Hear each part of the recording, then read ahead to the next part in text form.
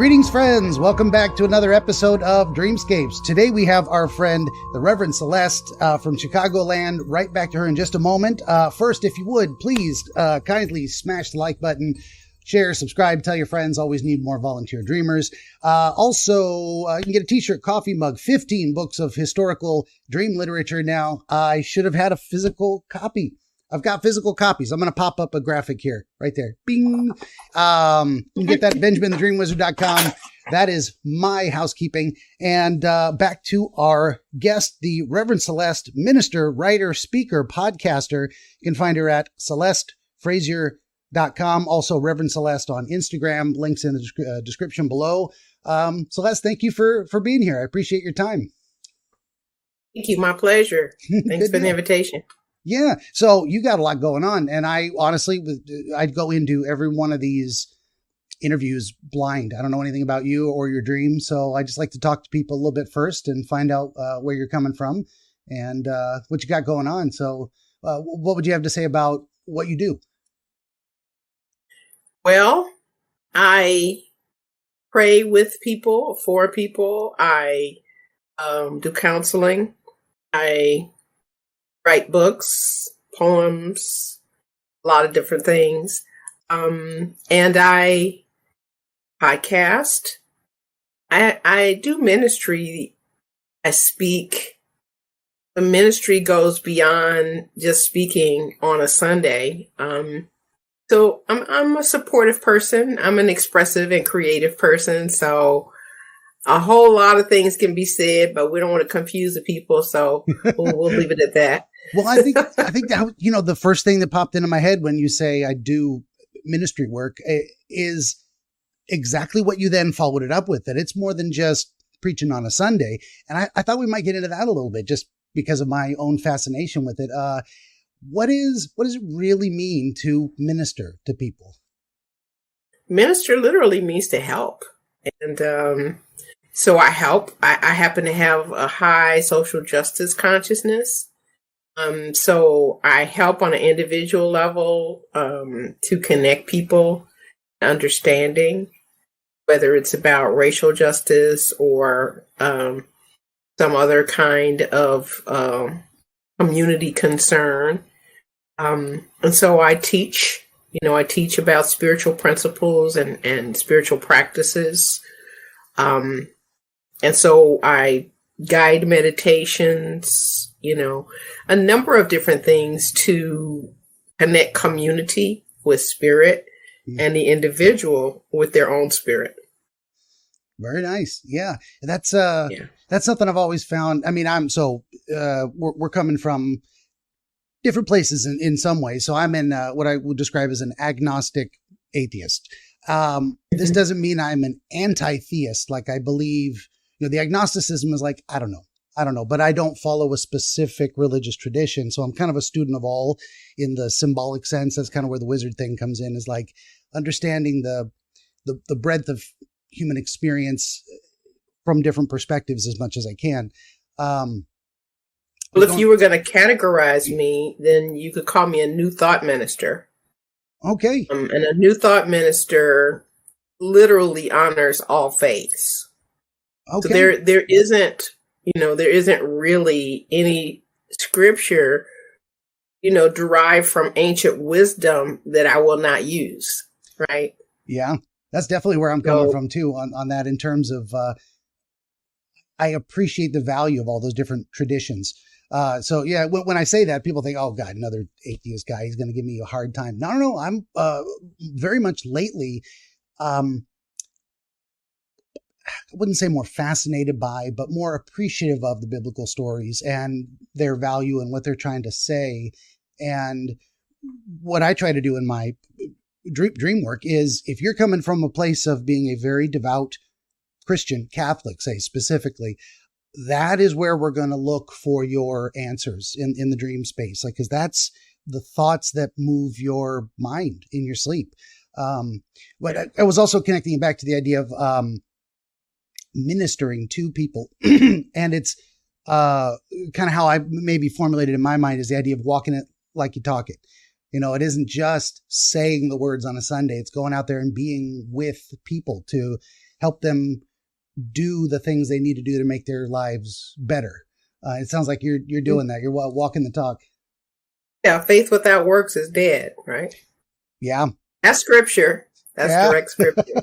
It's very true. It's very true. You got to do it. I think I posted on some social media somewhere, like I was inspired by something. It was a biblical quote, I think, but it was like, worship, what you do is what you worship. That idea struck me as very powerful. It's like it's one thing to say it, but what you do is actually what you believe, So yeah, I'm impressed with myself. I guess on some level, because there's people that do jobs that they don't worship just to have a job. This is true. It's not the job that they worship. Maybe it's the paycheck that they worship. Yeah. And doing things for the right reason too. Maybe it's the ability to provide for their family that they worship, and they enact that worship by doing a job they don't like because got to feed the kids, keep a roof over everybody's head, So there's a lot of different ways to look at it, but I'm tremendously respectful of that too. And people who do, we all got to do things we don't want sometimes. And, if you're doing it for the right reason, sometimes that can be okay. So, sure. Yeah. Well, you said you've written some books. So you've got poetry and then other works. Yeah, I have. My latest book is Common Miracles, Frequent Illusions. Before that, I wrote a book called Divine Workplay, 52 Weeks of Practicing the Presence. And my first book was In Spirit, in Love, which is a combination of poems and essays. I've written a number of theatrical scripts and hundreds of poems. In fact, I include a poem in each one of my podcasts. I design it to capsulize whatever we talked about in the course of the conversation. Nice. That's something I try to do too, in terms of putting descriptions on videos. I actually spend a lot of time coming up with an appropriate title. Usually I like to do, this is just me going off on my own little creative bent, but I like titles that mean two different things at the same time. Like it's maybe a common phrase that an idiom that people would recognize. I've heard that saying before, but that has one meaning. And then when you listen to it in the context of the interview, you're like, oh, that also means this other thing because of the way the person experienced that idea. I was going somewhere with that. And the descriptions, and lately I've been trying to pull quotes as well from other greater thinkers. I'm always willing to admit I'm standing on the shoulders of giants in terms of, I didn't invent almost any of these concepts that I'm using. They've been around for a long time. I can only be humbly proud, so to speak, of recognizing the value of them and trying to incorporate that into what I do. So, yeah. So my latest book is based on my experience and analysis of A Course in Miracles, which of course was channeled through Helen Schumann and supported by Bill Thetford. And so, whenever I teach anything for a while, I get to a point that, okay, let's kind of put this in a capsule, right? And then I move into the next dimension of my unfoldment and my understanding. Yeah, that's something very powerful too. And I found that in this process, like as much as I'm working to help other people through what I do and to my own benefit, a win-win situation, but I am also learning in that process, gaining new things. And you hit a certain saturation point where you feel like I've learned everything I can from that. I'm not going to grow anymore, and I'm not going to have anything new to offer unless I expand what I'm looking for. So I get exactly where you're coming from on that. I did also want to ask you about your podcast too. So you got you got your ministry, you got your books, and podcast. What is the podcast about generally? My podcast is called Mystic Magic, and my byline is exploring spirit to understand our lives. So I interview people, but my consistent question is always, what mystical moment have you had that changed your life? And so it's always interesting. I tend to have guests on that have had some kind of a transformational experience. Small, large, doesn't matter, but something that shifted and that they can, pinpoint it, that everything was different after that point. Nice. Yeah. And there's a moment in my dream work that I do with folks that I see a sudden change of expression on the face that says some kind of connection happened, some new, an epiphany, some new idea came together in their mind. That I get a little zing, feeling that. And that's the first thing I thought of when you said that, is like something changed. They were a different person before than they are after, that something came together for them that didn't exist before I helped kind of just bring it, almost feel like myself as a bit of a midwife for inspiration. I can't put it in you. I can't take it out of me. The answers are all in you, but I can kind of help you look at it from different angles until you go, I see it. I see it. And that moment of, I see it. Oh, I love that. And it's a very spiritual feeling, that kind of transformative experience. Mm-hmm. And it almost can't be described in any other way, but by reference to magic or spirit or something intangible that nonetheless is at the same time very physical and real, and we experience it happening. So I was going somewhere with that. Sorry, I'm not a good conversationalist in terms of like leaving people open. I get ideas from other people, and then I say, "Oh, let me tell you what I think about that," and then I got to come up with something else to say. Well, it sounds very much like a spiritual practice, and I'm not sure where you are in terms of how accepting you are of that as someone who categorizes themselves as agnostic atheist. So this is interesting to me. Yeah. Well, there's definitely that Shakespearean quote side of things of like, there's more in heaven and earth than are dreamt of in my philosophy.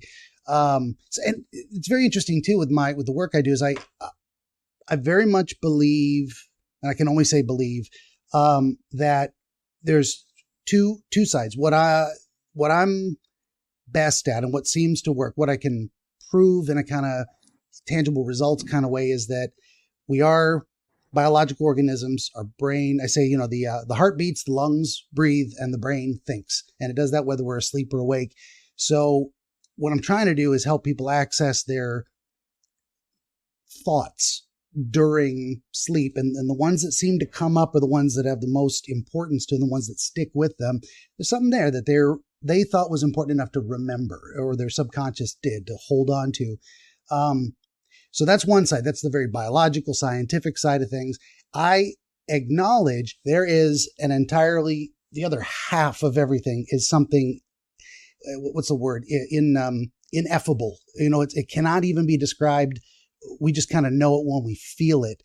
And that would encompass a lot of stuff that people, I lovingly say it's spooky woo. A lot of people use that in a derogatory way. It's just things we can't. Let me talk about me. I can't quantify and guarantee results on. So lucid dreaming, prophetic dreaming, prognostic dreaming of health conditions. It's a lot of stuff that are in these books I'm editing and releasing that are outside of my ability to understand well enough to utilize as tools to help people. So I'm very much on that rational scientific side, but I don't discount what I think is very true reality of experiences we just can't explain. I don't know if that describes my perspective a little better for you. Yeah, it does. So it very much gets into the, broadly speaking, the spiritual side of things. And I think there is some value there. I mean, going back 2,000 years, people thought literally the gods brought dreams to people, and specifically in the Bible, that God was the inspiration for dreams. And in my perspective, there's a great validity to the idea of saying, and this sounds like a humble brag, but that I am just a vessel for maybe, hopefully, something else that is greater than me, that can give me inspiration that I can share that helps other people. So I'm straddling that line in both senses. I'm trying to use my talents, which I think are real and physical and training and experience, but also just being open to, you can call it God helping to point me in the right direction. The agnosticism for me is the key more than the atheism. It's like, I don't know what it is. God's a good word for it. I'm okay with that. But more it's actually my least favorite name. Fair enough. What's I like Elohim. Sometimes I use the African Oludumare. But because it's so culture based, whoever the conqueror was, it's a German word, right? Whoever the conqueror was named it, and it doesn't have anything to do with the substance of, of what God is. And so many people have accepted that word. It just becomes a language connector so that people know what area you're in, and you're talking about the supreme being. Sometimes I call it creator, first cause, or source. Those are all good terms. And I mean, ultimately, every single one of us has to admit we didn't make this world. We didn't make ourselves. We exist as a result of something else that is bigger than us, and we can't replicate it by force of our own human will. That puts a lot of things in perspective, whatever you call it. Humbling. So, and it's really funny too, because I actually also describe myself as a deist in terms of whatever that creator, source, energy is. God made nature. We exist in nature, and that's where we draw our lessons from the world, primarily, is observing ourselves, what's going on around us, how we interact with people, cause and effect. So that's probably, I'm like agnostic, atheist, deist, which is like, I'm like a walking contradiction in a lot of things. Yeah. Learn something new every day, right? Right. Yeah. Who knew this even existed? I didn't. Words are tough too, because they all have definitions. And then, well, what do you mean by that? And what do you mean by all those words you put into that definition? Oh boy.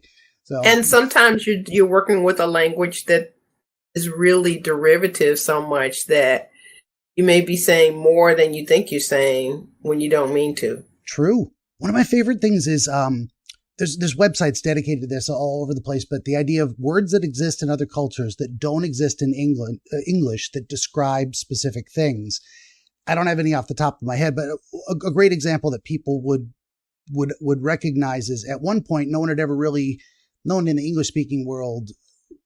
It wasn't as ubiquitous in the English-speaking world that people understood the concept of schadenfreude, the idea of a personal satisfaction watching someone else suffer, usually as a result of, well, they did it to themselves because they were being foolish. So you can kind of laugh at them, that schadenfreude. But now that's become kind of an English word. We kind of understand what it means. So we kind of incorporate those things too. But originally a German word, there's words in Japanese and all kinds of other languages that, what's the Chinese word for? No, I can't remember. That's okay. Never mind. But I think you get the idea. Yeah. And it's hard to communicate with folks. Communicate an idea that encapsulates a concept. Well, that's why I think the idea of memes on the internet are so powerful. When something captures in a picture or words a certain iconic description of a situation, people go, I know exactly what that is. I've been in that, or I've seen it before. And it's just a freeze frame of this concept, and then goes everywhere. And the more true it is, the more ubiquitous it becomes. The more people look at it and say that's common to something I've seen or experienced before. I guess I'm not a big meme fan. I mean, sometimes they're captured without the person's permission. That's true. Sometimes it'll be a momentary thing, but it's not anything that will be lasting in terms of an impact. It's just borrowed. So it's not a unique and authentic experience, but it can, just like any joke on a stage or a comedy show, remind you of, some mistake you made. All right. Sure. Or like I was saying about dreams and bringing people together. I think I said it off camera, but it's common to the human experience. That was kind of Carl Jung's idea of the collective unconscious, is that Right. we've got, what are the different layers? I don't have this prepared, but the idea of there's culture is almost superficial in a way. Underneath that is our biology and our interaction with nature that doesn't change across cultures. There's all humans need water to live. So water's drinking water, bodies of water, or the consumption of water. A lot of these things have universal meanings that exist, foundational to culture. And then you've got the specific environment that people live in determines their relationship to water in a way. And then that's where you get kind of the cultural level of things. But I just use water as an example, but most folks got two legs and we walk around. So there's, what was it? The riddle of the Sphinx, and the idea of the, aging. We walk on four legs in the morning, two legs in the afternoon, and three legs at night. And like, oh, baby, adult, old person with a cane, I love that. And those are the symbols that I kind of draw from and everything else to bring into the DreamWorks stuff. So, but I always like to assure, specifically theistic folks or, Christians or, folks that have a defined spiritual system that I never assume I'm getting communications from God. I'm open to that universal energy, but I'm not like, I don't think I'm a prophet, or that I have any kind of magic powers in a real physical way. I can't, conjure fireballs or actually see the future beyond being older and understanding cause and effect, because, the Bible says, be careful of, false prophets and people, witches and fortune tellers and different people that are really con artists looking to manipulate you. That's kind of the basic ideas. These folks they're not looking out for you. They're not trying to help. And if you let them, they'll take your money, your life, and, there's not good people. So that's always a good thing to be wary of. Yeah, well, and there are some authentic people too, authentic ministers, authentic psychics, and, and so because there are so many replicas, right? Yeah. It sometimes has the effect of minimizing or dismissing the value of the real, right? It's true. Yeah. And I would never say that's my rational scientific side of things and cautious side of not letting yourself get taken advantage of by charlatans. But also the very real side of it. Yeah, there's talented people. I would like to believe I am inspired by, the source to give good answers to people. I would say in a way, if I were to loosely use the term, that's kind of my version of ministry in a way is trying to be open to whatever can move me towards making someone else's life better because I interacted with them. And I think if you're open to that, you're going to get it in a lot of ways. You're going to be inspired and motivated to do the right thing as much as you can. It's a noble aim. Oh, thank you very much. I have issues with, I don't know. What is it? What's the word for it? Being, tooting my own horn. It just feels wrong. It feels bad. But there's two sides to it. The idea of, you want to be being aligned with your purpose. Well, that's a good way to do it. I mean, there's probably a lot of different ways I need to reconceptualize it, but, if I tell people I'm good at something, that sounds like prideful bragging, and I don't want to be that guy, but I also want to be honest. Yeah, I think I could do that. That's just a fact. So I'm always toying with that idea. I'm not comfortable with praise. People say they thank me for my time and my dream answers. And I'm like, oh, thank you. Thank you for showing up. Couldn't do it without you. And I'm like, I don't, it feels awkward to me to have people appreciate me. I love it and I hate it in terms of that. It's so very uncomfortable. Anyway, enough about me. For some reason, I'm talking about myself a lot today. I do that sometimes, but I should be more interested in you. What is there anything that you also have a YouTube channel? Is that where you? So what I do here is I record these and I put them on YouTube, and then I also have my website and I put up an audio podcast. But do you have different videos on YouTube than you do on your podcast, or is it the same, kind of like mine? I videotape all my podcasts, but I don't post them. Okay. I don't post the video. I only post the audio now. I did the first season, and then it just seemed duplicative and too much time consuming. Sure. So what's on my YouTube channel are a lot of my talks. Yeah. You said you're a speaker too. So yeah. Maybe. So from wherever I speak, there's usually it takes so much time to put those things up on YouTube. So I'm a little behind. I'm about 3 months behind. I'm posting everything, but eventually I do catch up. And the same with my website. It may not be anything in the last 3 months, but June is up there. There you go. Yeah. And then, a lot of, sometimes I do some meditations on there. Sometimes I'll do, just little quick things on there, kind of expressing a thought or whatever. I have, a lot of different things up there. Yeah. Sure. Yeah. That's kind of how I'm trying to use social media these days is, if I have a thought that I think would be helpful, unique insight, that kind of stuff, I try to do that more than, arguing about whatever. Mm-hmm. Sometimes you got a point to make and you think someone's wrong and you think it might be helpful to correct that for the audience's sake. But more than anything, I try to focus more on, kind of positive, hey, I just thought of this thing. Let me share it with you because maybe you'll find it interesting and useful, that kind of thing.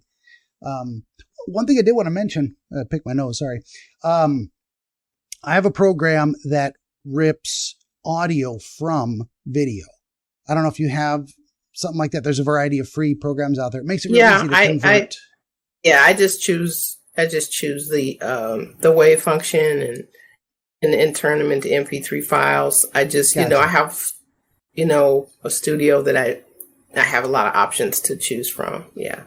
Fair enough. Yeah. I'm working with all the free software that's out there. Hopefully I'll sell enough books that someday I can start buying some of these things and open up some additional functions, but it takes time. Well, they say it takes 10 years to become an overnight success. So I'm on track. Well, is there any other aspects of your work do you want to talk about just to kind of put yourself out there, publicize some things? You got speaking engagements coming up. This will probably go up next week, technically. Yeah. This will go up when? So we're recording, what is it on today? Like, October 3rd. Yeah, Monday the 3rd. So this will actually post up next week. Okay. So, I'm speaking October 9th, Speakeasy Spiritual Community, which is an online community. You can also find them on Facebook. I speak the following week at Unity of Washington, D.C., which has their own website and also Facebook page. So those are probably, the next couple of weeks things that are happening. Okay. Yeah. And they can find your speaking engagement schedule at celestefrazier.com? Yes. Okay, good deal. Benjamin the Dream Wizard wants to help you pierce the veil of night and shine the light of understanding upon the mystery of dreams. Every episode of his Dreamscapes program features real dreamers gifted with rare insight into their nocturnal visions. New Dreamscapes episodes appear every week on YouTube, Rumble, Odyssey, and other video hosting platforms, as well as free audiobooks highlighting the psychological principles which inform our dream experience and much, much more. To join the wizard as a guest, reach out across more than a dozen social media platforms and through the contact page at benjaminthedreamwizard.com, where you will also find the wizard's growing catalog of historical dream literature, available on Amazon, featuring the wisdom and wonder of exploration into the world of dreams over the past 2,000 years. That's Benjamin the Dream Wizard on YouTube and at benjaminthedreamwizard.com. Again, link in the description below. Well, if you feel like we chatted enough to just kind of shoot the breeze and get to know each other a bit, do you want to jump into the dream thing? Sure. Okay, good deal. So, as per my usual process, kind of a three-step deal. I just shut up and listen. Very, very important. Got to pay attention. We're going to go through it a second time after we get the basic description, and then between step two and getting an answer, we kind of work together to come up with something that makes sense to you and feels right. So I'm ready when you are. Okay. Because I remember enough dreams. There's just one that stands out from very long time ago, actually. I had just begun class in spirituality as a student, and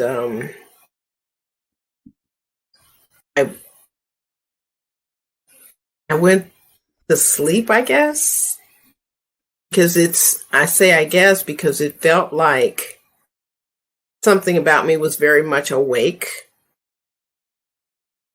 And I could feel myself kind of falling, like being pulled downward in kind of like an abyss, like there was no end to it. And I remember making a conscious choice to stay on Earth.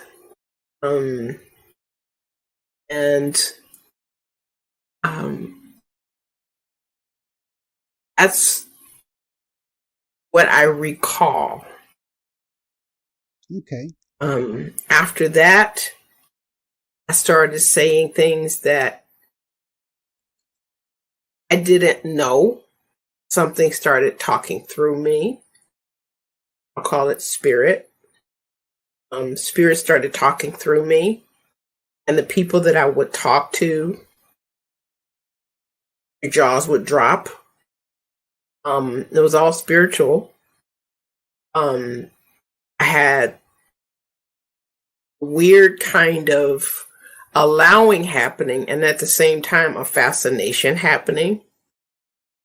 And it just seems like I went into that abyss that I gained something or I captured something, and that memory stays with me. I don't know what to make of it. Yeah. This is what it is when I say dreams self-select for importance. If you come out of a night's sleep and the impression is strong and it feels there's something that won't something that won't let go of the experience, then there's something in there for you, something meaningful. So yeah, that's why I tell folks too, it's like you can't force a dream to happen. I don't know, the lucid dreaming folks might disagree. They think you can, and I think you can program your dreams, ask for specific dreams. There's something unique about those folks that I don't understand. So I don't pretend to. But otherwise, when it's kind of just an involuntary experience, something that happened to you, when you come out of it and it stays with you, there's something there. I did want to, throw my pen. I did want to differentiate. You said, afterward, and that the dream actually ended with coming out of the abyss and the commitment to return to Earth. When you said after, no, it didn't end. Okay. Just I just wanted to. It felt so. It felt that I was out of control. I wanted to, but if it was to be my end, I wanted it not to be. Okay. Well, I'm just trying to differentiate because it didn't stop. I feel like I continued to go deeper. Okay. And then at some point I just arose out of it or went unconscious. Sure. But when you started to tell me about afterwards, you started saying things you didn't know. That was back in the waking world. It was after you woke up. Yes.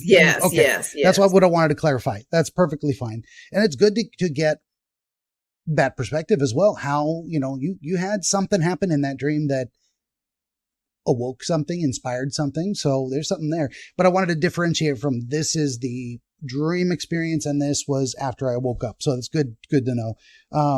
Yes. So what we do is we go through it again, and it's very short experience. And that's perfectly fine. Doesn't have to take long to be meaningful. I found a lot of dreams are that way. Some really short ones are dense with meaning. So you said maybe I just don't remember what happened after that because it's entirely possible. Yeah. And it's been a while, so things fade and, yeah. I forgot to put my phone on silent. You said this happened long ago. What, about how long ago, or if it's okay to ask how old you were when it happened? I'm going to say 1999. I remember that. Or year. 2000, somewhere in there. Okay. So this was a while ago, and you were, I don't want to nail you down the age, but just to put you in the context of where you were in your life there, you were a student at that time as well? Yes. This was yes. high school or college or?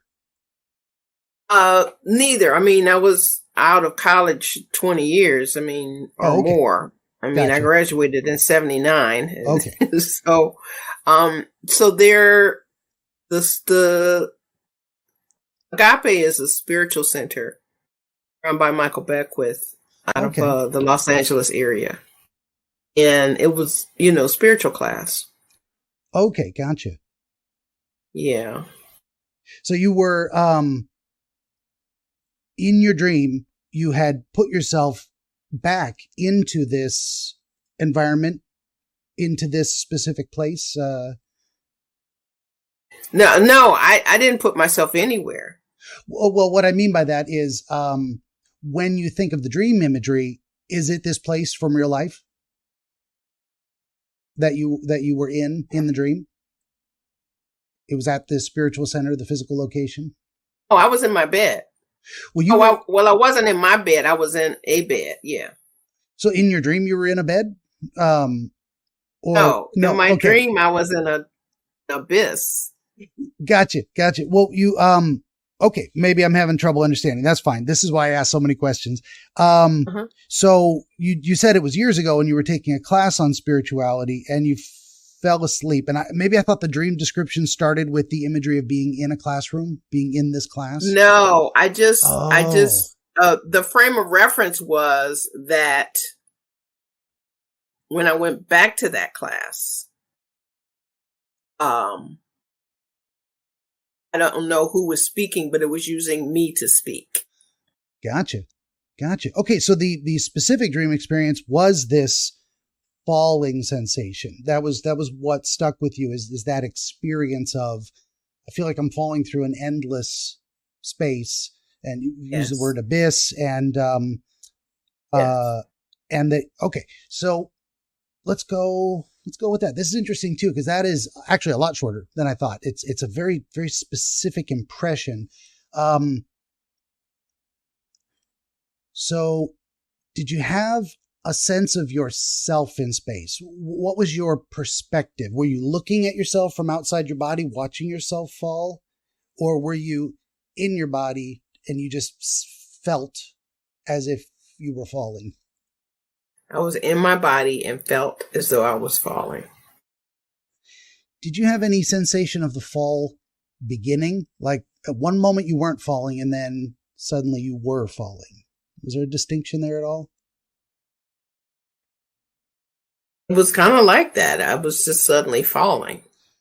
Okay. So that's the first distinct impression from that dream experience is I am aware I am here, and you are already in the process of falling as you became aware of being in that space. Right. Okay. Interesting. Did you have, so you said an abyss, but was it just complete blackness everywhere around you? Yes. Okay.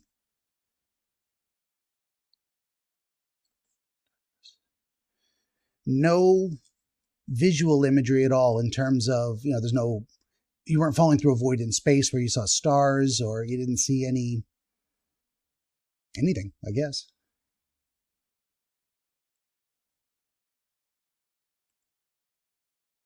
I don't recall stars. Fair enough.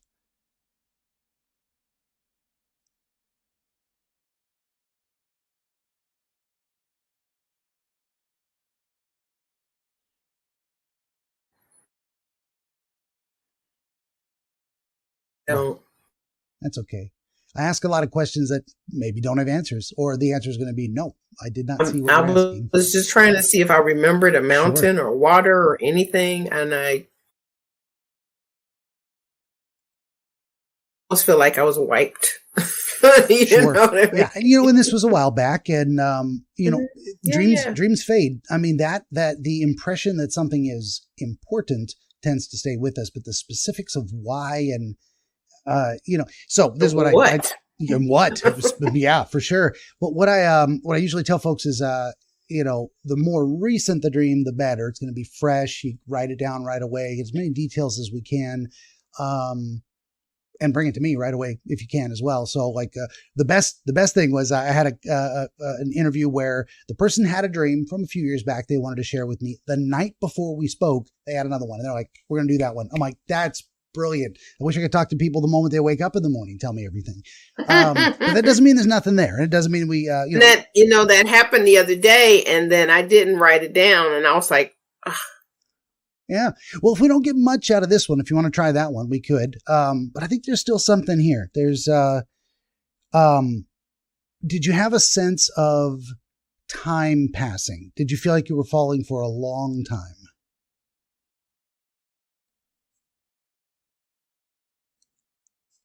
I didn't get a sense of time. Okay. It just felt visceral. And I guess because, and this is just, I don't know, me trying to analyze. Sure. I felt like a human response is to not fall. Yeah. But I was allowing myself to fall, but not die.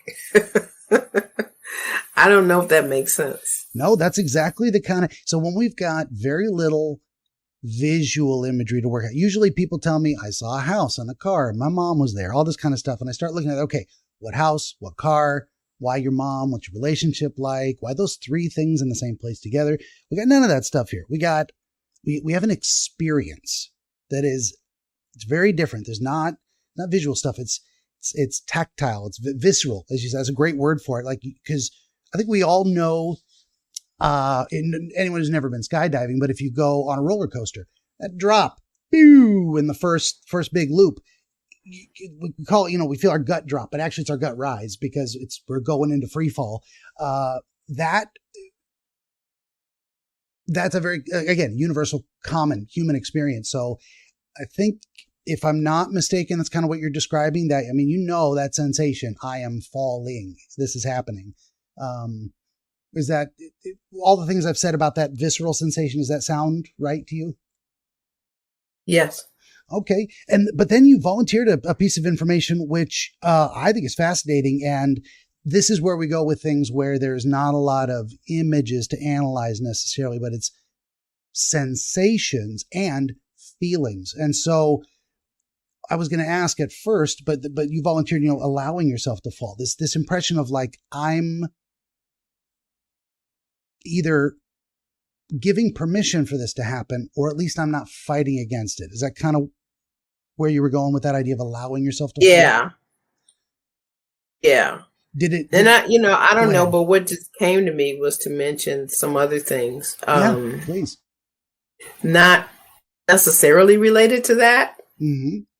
But there are times like when someone transitions in my family, that some relatives who were in a different dimension have visited and been very talkative. Mm. There have been times when the veil lifts and I'm able to see them, or they're showing me arrival in the next dimension. Okay. And that, So it can happen at night mostly. And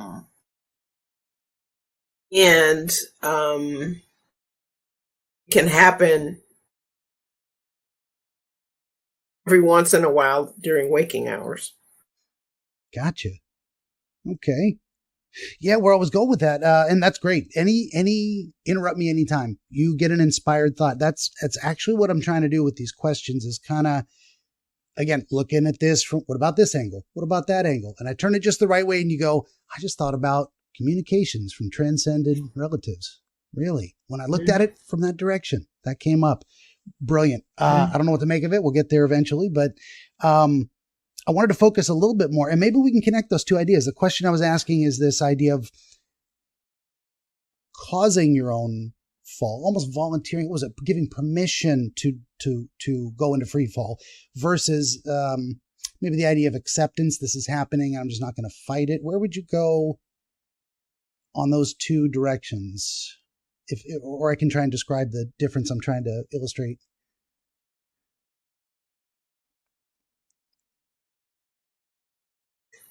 I feel like all I can say is I feel like I made a choice to live.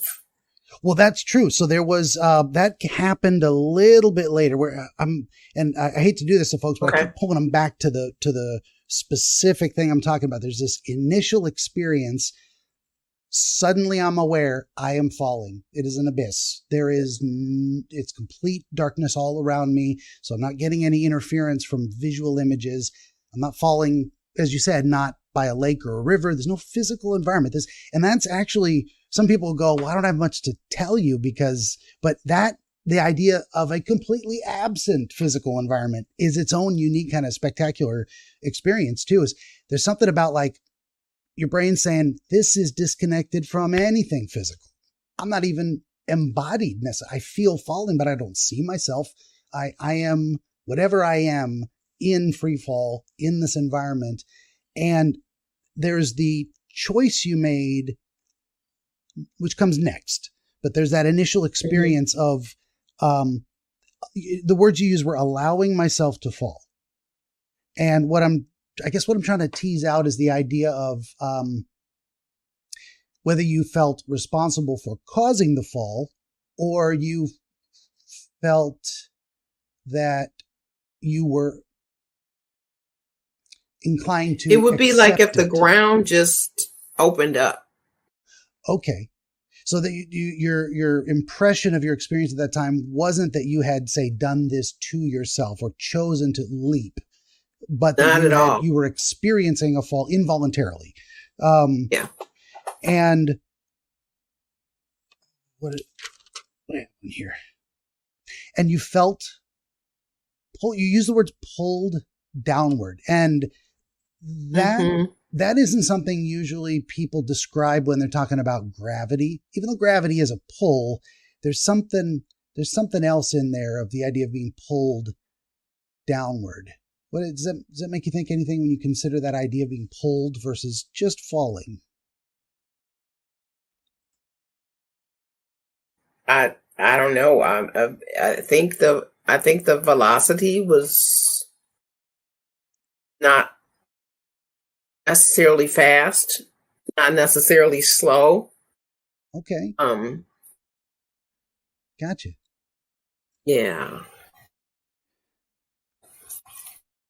That's its own interesting thing too. Fast or slow. Yeah, because you think of free fall and it's like plummeting. It's dropping a bag of concrete straight to the ground. This was more. There was no bottom. Yeah, for sure. But also the experience of the fall was like you didn't have a sensation that you were going fast. You weren't accelerating, say, out of control.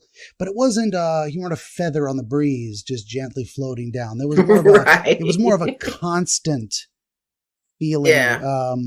Which is its own kind of thing. I'm not sure what to make of that, but that idea that it's not neither fast or slow. It's just happening in its own way, at its own pace. And almost immediately you would say your impression is that you were going somewhere and you made a choice not to go there. And I think the way you described it was that you felt like you were being pulled to leave this physical world towards death. I don't want to use the word death necessarily, but yeah, I guess it crossed my mind that it could be death. And I just think of just choosing to stay on this plane. I don't know if that means that, no, I was headed out of here, but not yet. I don't know what that means. Yeah. I mean, if we took it absolutely literally, the understanding of it could be expressed by certain folks who would say, have a stronger faith in that direction, that you were dying in that moment and you didn't have to. And you said, I think I'll stick around, and then stopped, whatever it was. I don't lean into that personally. I think that's maybe an assumption. It's not warranted, but I mean, that would be a literal. Maybe metaphysically that I died to my old self. There is everything was different after that. Yeah, no, very much so. This feels like a very powerful epiphany dream, and in such a very simple expression. It's very, very, very visceral, as you were saying. As you were, I'm pulling you back. Sorry, I'm trying to move forward, and I pull myself back. Mm-hmm, as you realized you were falling, did you have an emotional response to it? You were scared. You were curious. Yeah, fear. There was a fear response. Was that connected to the idea that you felt like maybe? I don't know if it was intense fear. It wasn't like it was intense fear. It was just like, okay, I want to stay. So the fear response was maybe more directed towards, I think I'm going someplace I don't want to be. I felt like I was out of control. Okay. I wanted to at least choose life.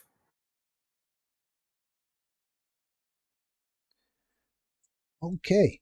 So rather than the immediate experience of falling generating the sense of fear, if we put it that way, it was more the concern or the impression maybe that you were being pulled somewhere you didn't want to go. And that was suddenly scary. And you said, I'm going to choose to come back to what I know, to my physical presence here, rather than going wherever this fall is taking me. Something like that. If I'm saying it wrong, use different words, please. I didn't necessarily get specific about my life being exactly the same. Mm-hmm. Just that I wanted to stay on this planet. Gotcha. Yeah, that's kind of the direction I was going with it. Is teasing out that difference between, this isn't scrambling to get back into your body necessarily, physical. There was something else about this, the way you can conceptualize transcending to another place. I'm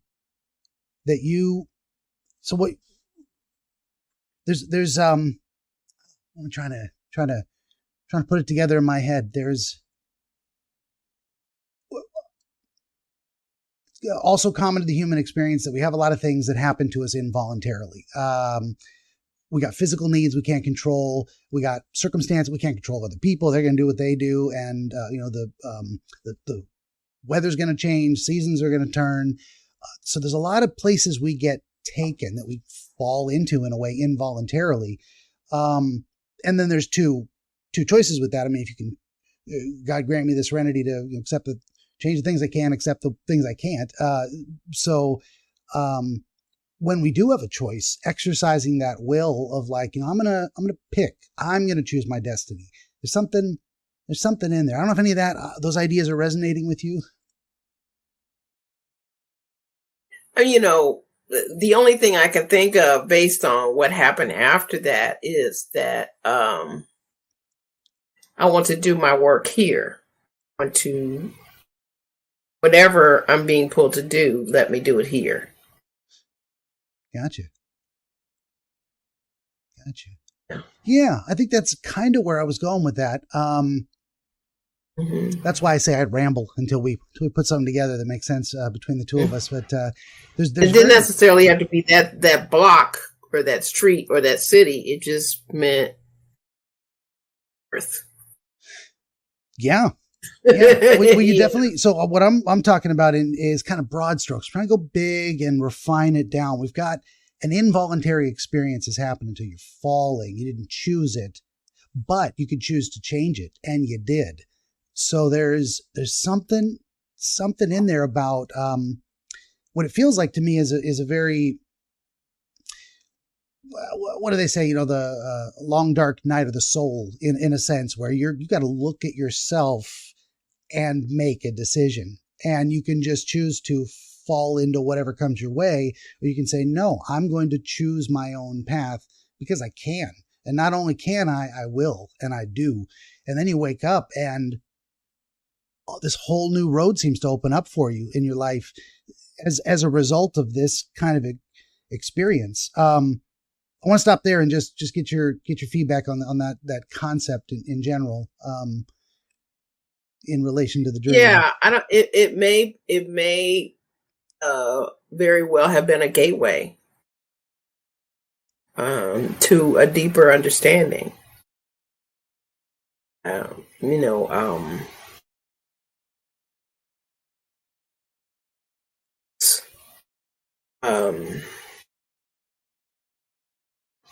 Willingness to surrender.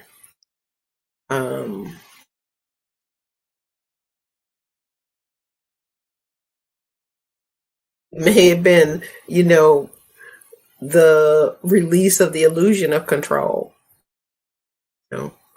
Yeah, could have been. It almost seems, in some ways, the inverse is that you were offered the ability to fall into come what may, but you felt like that was taking you in a direction you didn't want to go. And I don't think it's necessarily at odds with the idea of acceptance as we would conceptualize it in terms of being willing to follow the spiritual guidance of a path. There's something else there of like, if we're going to walk a spiritual path, we have to open ourselves to it. We have to say, I'm going to choose that.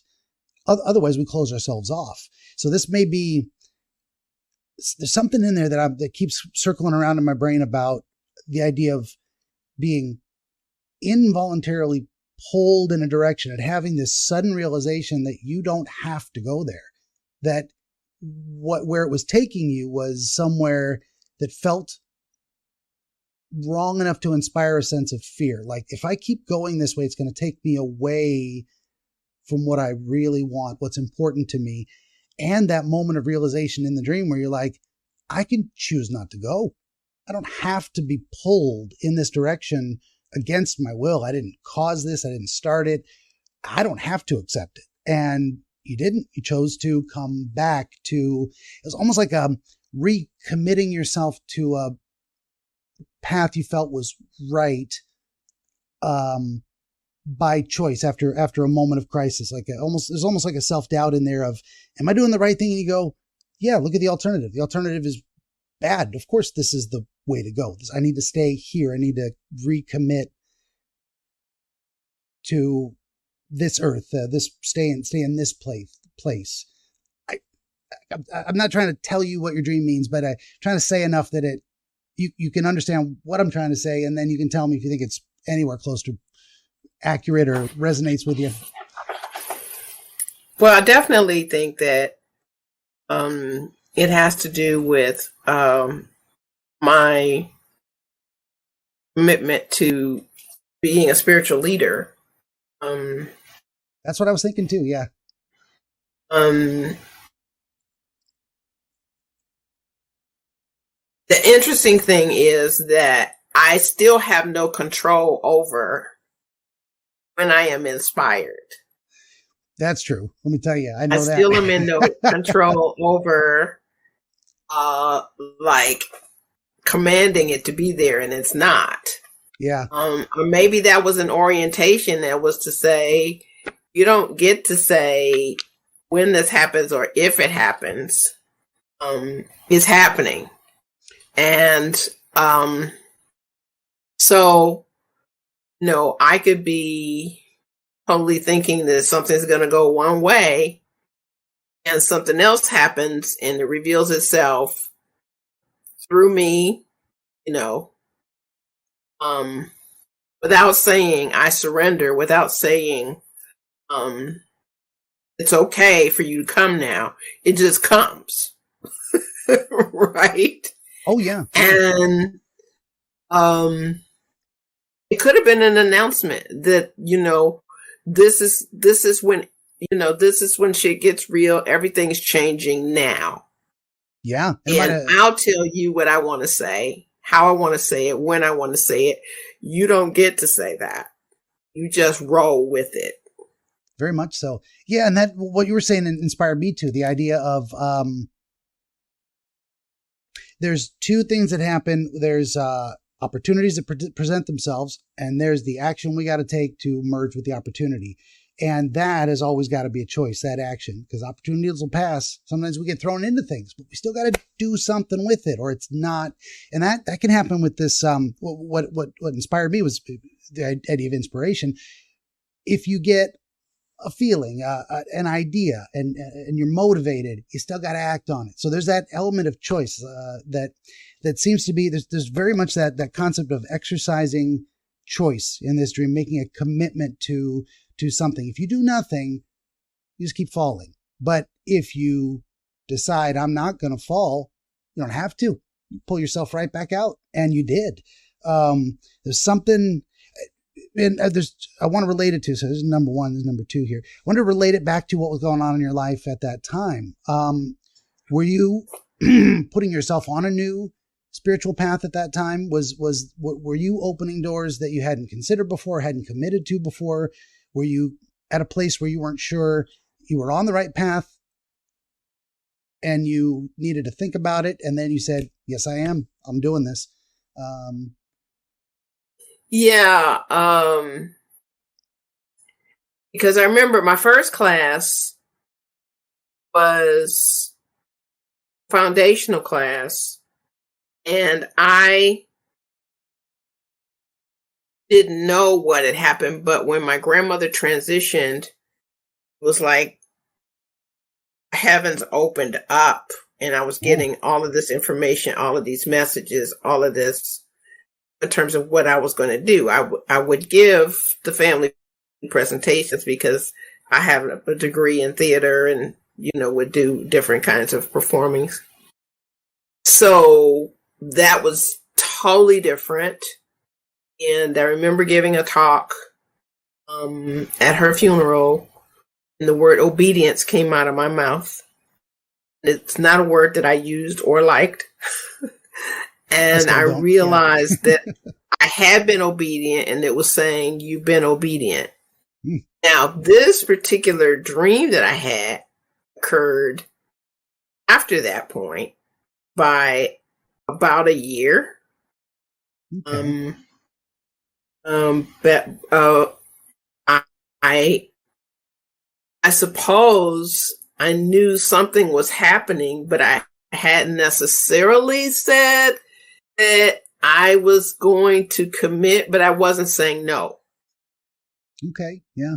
You in a sense, you definitely fell into a role in your family by circumstances beyond your control. Grandmother passed, and now you're in a new place. I was just supposed to be doing a family tribute, and then the minister who was supposed to do the eulogy said, well, Celeste did the eulogy. There you go. He's like, I can't say it any better than that. There are those moments in live theater where you just kind of go with it and you're like, oh, what am I going to step on that? That was great. I can't follow that act. Right. Yeah. And sometimes for the sake of the show, you give up your own lines to let someone else shine. Yeah. Yeah. I mean, but the point is for me, that there was an acknowledgement that something had happened here, because I could tell from the people who were sitting there, they were like, yeah. Right. Those are magical moments. That's where I think magic is real. You really connect and people go, whoa. And you're like, I didn't even know those words. I didn't write those words. They just came out of my mouth right here, right now. That's, yeah. And so, fast forward to this, when this nighttime dream happened, when I was being used, my voice was being used to talk about stuff that I had no knowledge of. I think maybe that's when I was surrendering to the commitment. Okay. Yeah. This no wonder this is stuck with you, because this feels like it was a pretty important set of events all going on at the same time. You get changes in your family dynamics and in your spiritual journey, and you'd chosen to expand your learning by attending this training at a spiritual center, and these crossroads type, and we use that metaphor, crossroads, like you got to pick a path. You can stand here at the crossroads forever and nothing happens. And actually, that's where we get the devil at the crossroads metaphor as well, of like, you stand there long enough, bad things happen because you waited too long. The wrong kind of people show up. You're hesitating. You got to get your move on, So it feels like you were at one of those crossroad points, and maybe that sense of having the need to make a decision forced on you in a way. Like, you didn't cause this fall. You're experiencing it. This is happening. And you've got to choose, I'm going to keep falling until I'm dead, until I leave this world. And that could have been like in that moment in your dream. It's just ideas I'm having, but it just struck me that you realize if you just keep falling long enough, you'll fall until you're dead. You could spend your entire life falling and never make a decision, never commit to a path. And then, eventually you end up on the other side. And what did you have? You just had a bunch of falling and you never did anything. So there might be something in there as well. I don't know if you have anything to say about that, or I had another point I wanted to come back to. I think the trust improved. In a certain sense, powerlessness was more evident. Like, you're not, you don't have the say over what I'm going to do by means of you. Yeah. So, what are you going to do? Yeah. Well, and it seems like after that decision, you opened yourself to something voluntarily. You took an involuntary fall and turned it into a commitment to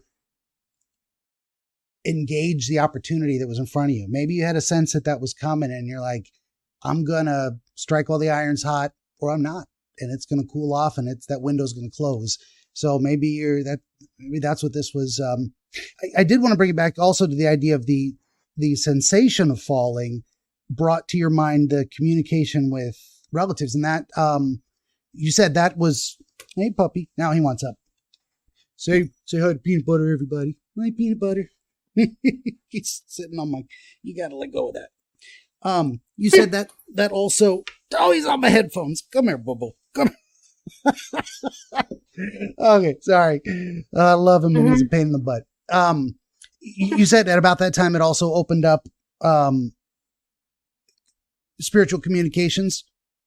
You felt like when your grandmother passed, you were actually maybe still in contact? Well, actually, grandmother thing happened before this happened. Yes. So this was kind of like, this is not just a preview. This is the way it is. Okay. Maybe there was something. I think with my grandmother, there was like a preview of what's becoming attractions are. Yeah. And it was definitely connected in your mind, because when we were talking about it, that's what kind of welled up is communication with and I'm not trying to say it's like just that specific idea of communication with relatives who've transcended, but the broader sense of communication with the entire space, realm, area, that universe, mm-hmm. that transcended individuals exist in. So there's something about that. Maybe that was what am I trying to say? Initiation. Yeah, there's a sense of that in there of like, because you definitely connect that experience of falling with that idea today, and what was going on with you at the time. I don't know that I had a broader point to make on that, other than just to bring it back up and kind of highlight it. Sometimes I just return to an idea and I try and describe it back to someone and they get an idea about what it means. Maybe you do, maybe you don't. I don't know.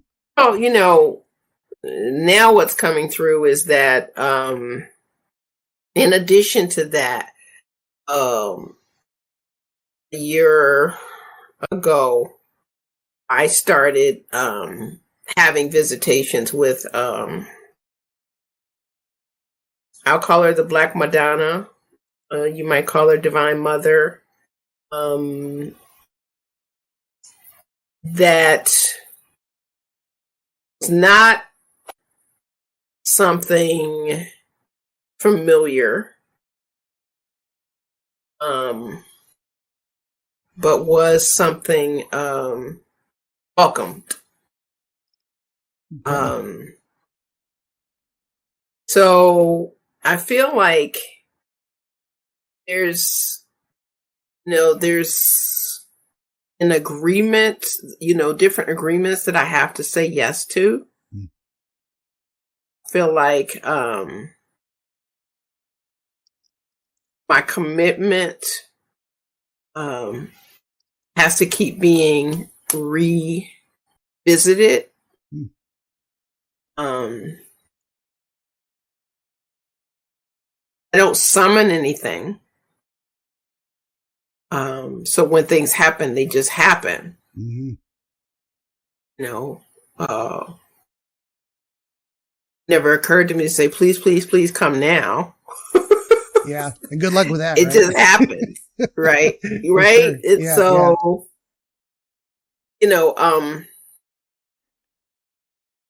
I don't know. I'm just observing. Yeah, fair enough. And there may be something in that too. I had a thought while you were saying that. Definitely seizing opportunities. Might have lost it. There was a particular phrasing came to mind. I'm like, this feels right. Something about things feeling right. Oh, I lost it. It's okay. Well, go ahead. When people witness these things happening, things that they can see, they say things like, you were on fire.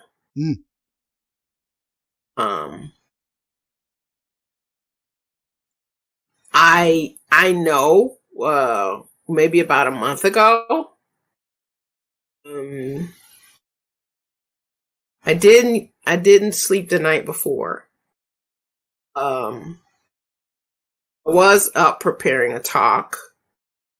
But when I actually gave the talk the next, I was watching myself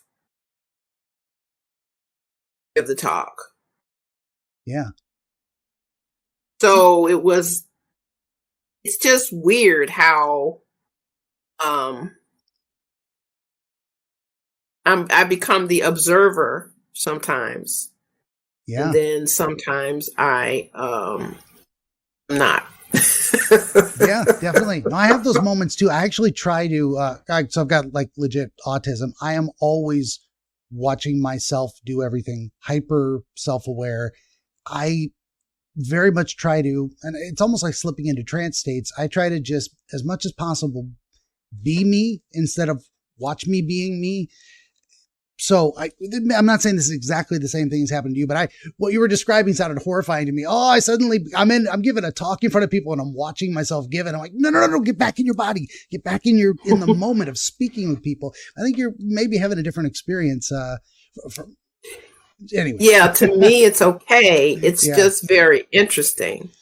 Yeah. Because when I watched the video after, it did not look like what I was seeing.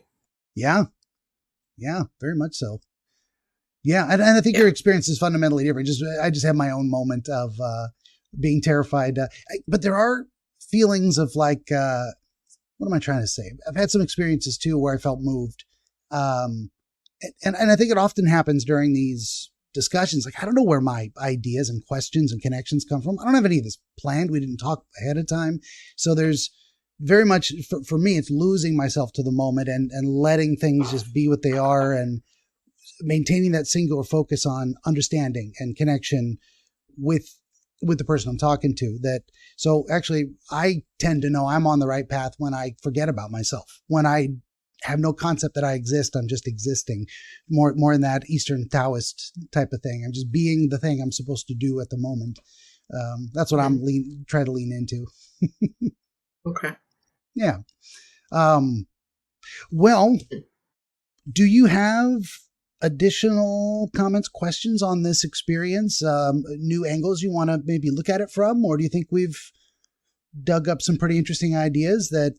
Yeah, this has been interesting to kind of talk it out and allow. Yeah, we'll just see what happens next. Yeah, that's one thing I don't often hear back from folks. I mean, this will be episode 97, and I can say there's maybe a handful of folks who got back to me later and say, hey, some things did change, and I feel different, or I have better clarity on what I want, or what I think is the good or right or true thing for me to do. But it's always nice to hear that folks had gained something beneficial from the experience. I'm always angling for that. I mean, if I'm just useless, why bother, but it has to be real. Yeah. So, I'm appreciative. I felt a little strange. I was like, well, what if I don't have anything to say, in terms of a dream? Everybody feels that way. Yeah. I'm getting more confident that I'm going to find something to say. I'm still worried about that. What if I have no insights? What if I can't think of anything to tell people? Then it just kind of happens. So, yeah.